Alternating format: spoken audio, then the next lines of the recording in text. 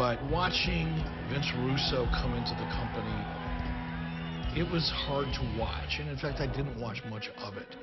But as I watched this episode and I listened to Vince Russo's BS, which is the nicest way I can say it, this episode got under my skin. And I'll give you a couple really quick examples. Bash at the Beach. Vince Russo suggests that he had already written the show and that Hogan showed up and wanted to change things at the last minute. BS. My father had died. I was at a funeral. Russo knew that I was going to be late. I had authority over Russo. Hulk and I had a strategy and a plan and a story. I had communicated it to Russo. And when I got there, Russo had his own ideas about what he was going to do.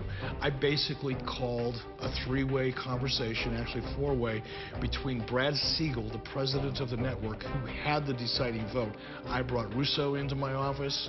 I brought Hulk into my office because Hulk did have creative control. And by the way, the only one under contract who had creative control, which he never used until that day. And Russo laid out his lame storyline in terms of what he wanted to do, and I didn't. I laid out my storyline, and Brad Siegel basically voted for my storyline. And then Russo proceeded to go out and do what he wanted to do anyway. Russo suggests in this episode that he was sued for defamation of character. I wasn't a part of the lawsuit, don't know for sure, but I do know that he was guilty of breach of contract, and it was intentional. And I do know that it cost Turner Broadcasting a lot of money.